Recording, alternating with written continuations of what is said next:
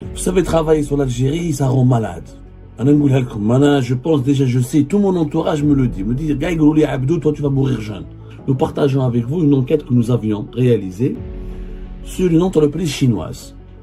Et sur un personnage, sur un monsieur chinois. C'est un homme d'affaires chinois, âgé de plus de 50 ans. Il s'appelle Qin Jianjun, qui chef l'Algérie, qui va au trafic, ou c'est possible de trafiquer en Algérie, que les Algériens s'en foutent de leur pays, qu'ils aiment l'argent facile, que ce sont des corrompus, etc.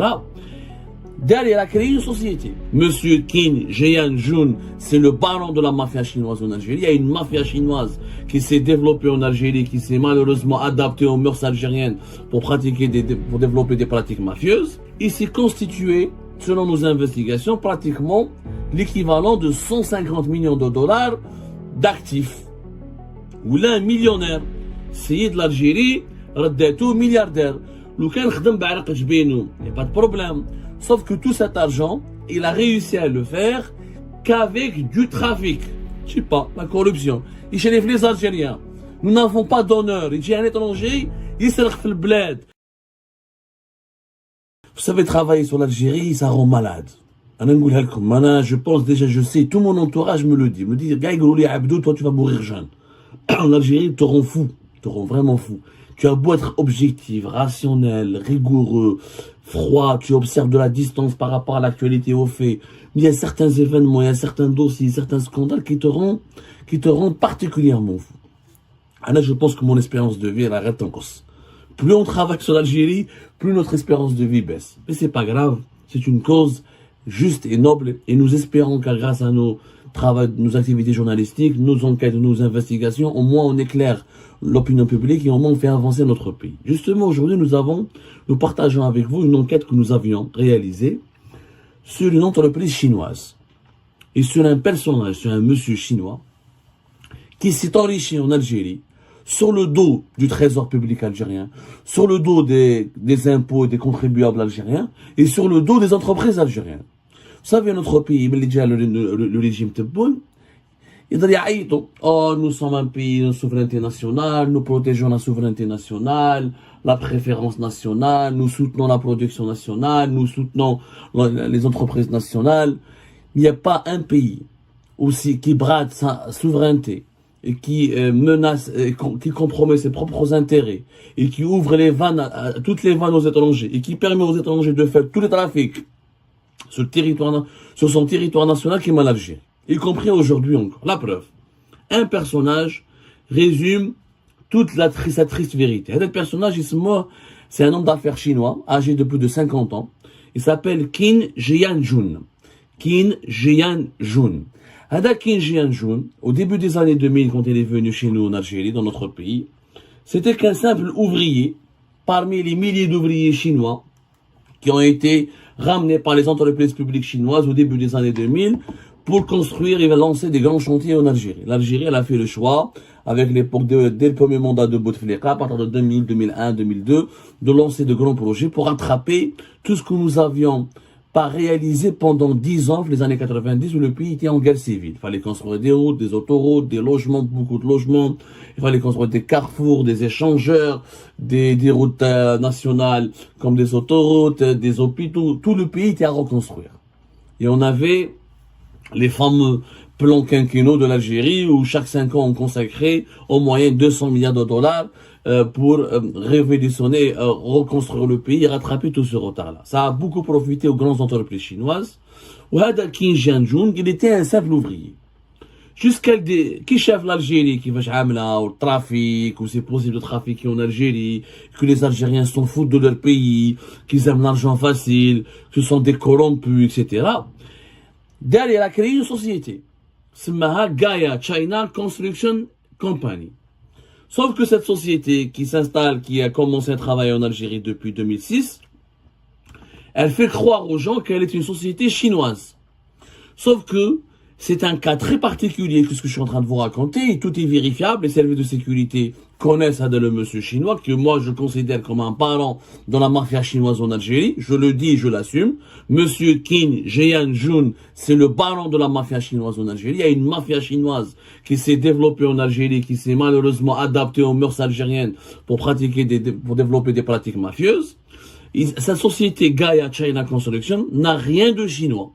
C'est une entreprise algérienne qui a été créée en Algérie. D'ailleurs, les registres de commerce, vous allez la trouver qu'elle a été créée le 8 septembre 2006. En plus, une autre société s'appelle Gaia Promotion Immobilière, qui elle a été créée en Algérie le 6 octobre 2014. L'Oula, Gaia Construction Limited Company, elle avait un capital de 60 millions de dinars. Et Gaia Promotion Immobilière, elle a commencé le 6 octobre 2014 avec un capital de 60 millions de dinars.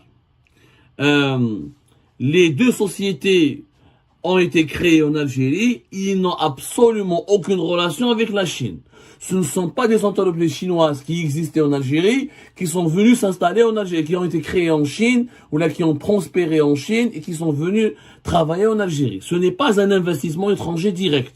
C'est un étranger qui est venu en Algérie, qui a créé ces deux entreprises.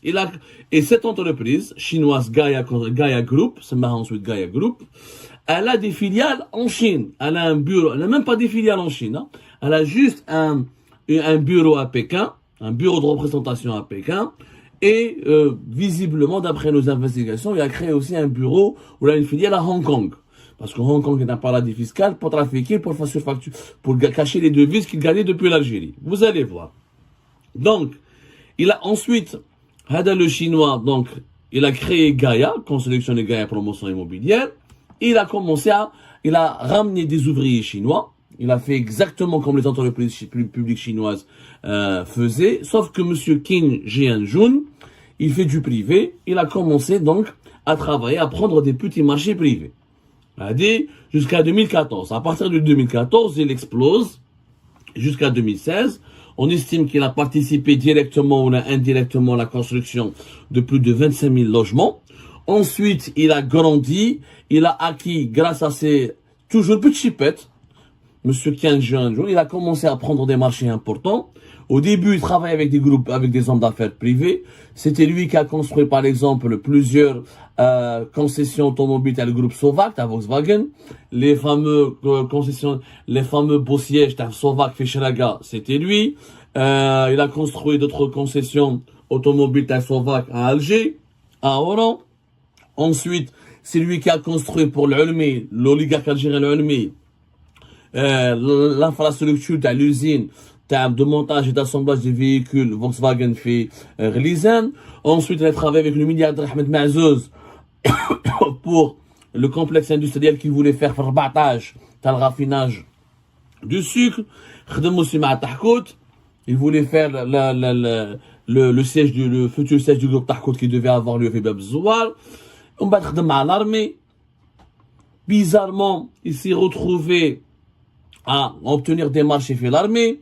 Il a construit une extension de l'hôpital militaire de Oran grâce au Koninef. Il était le sous-traitant à le groupe Koninef qui avait travaillé avec l'armée lors du 4e mandat de Bouteflika.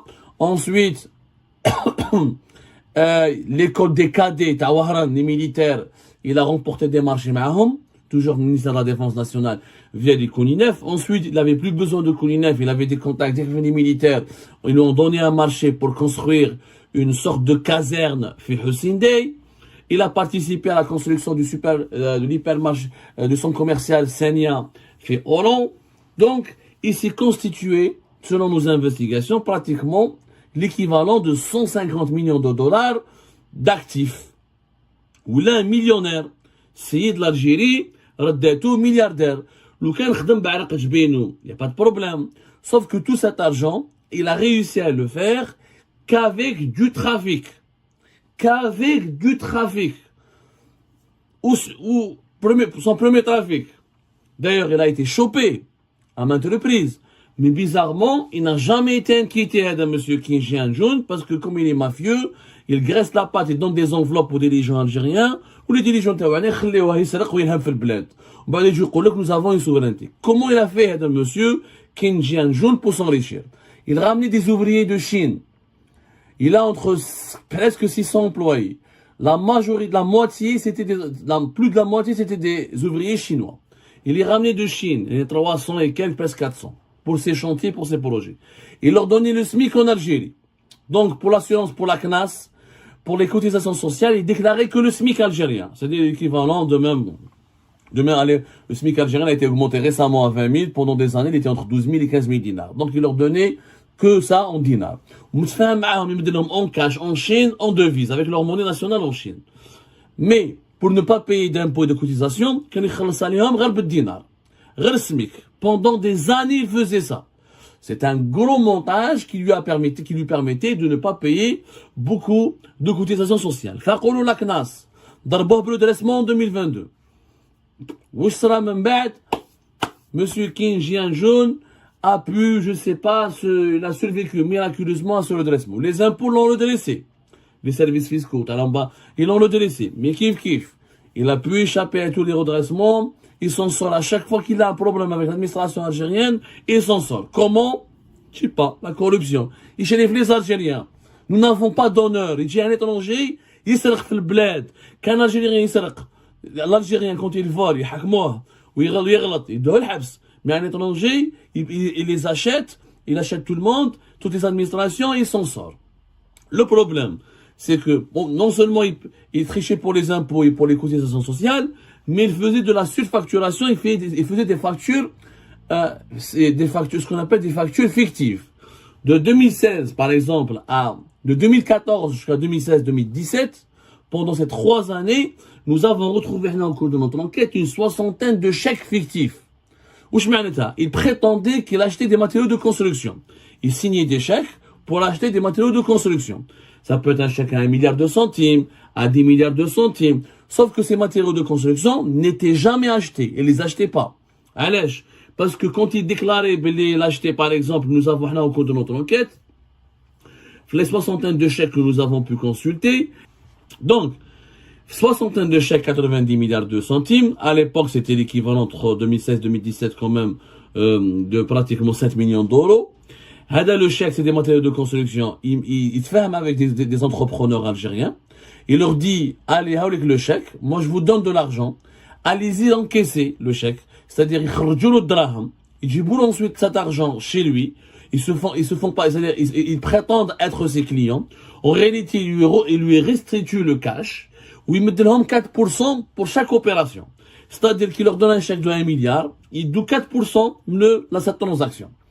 Et il faisait un chèque de 10 milliards, il reversait 4% de cette somme à l'entrepreneur ou à l'opérateur algérien qui accepte d'encaisser ce chèque et de prétendre qu'il a vendu des matériaux de construction à Gaia China Construction, ou la Gaia Promotion Immobilière, alors que il ne s'agit même pas ce sont des transactions tout simplement fictives. La preuve, les factures Théo par exemple, il dit qu'à Constantine, il a acheté du fer à béton, du gravier, qu'il a livré ça, sauf que en Chine, Constantine, tu fais de l'opérateur qui lui a fait ses chèques, qui a encaissé ses chèques, mais il a un parc de matériaux de construction, ni un siège social en bonne et due forme, ni des équipements, ni rien qui prouve que ce sont des entrepreneurs fictifs. Un registre de commerce, il dit que BTP, je suis un entrepreneur BTP, ça m'a un siège.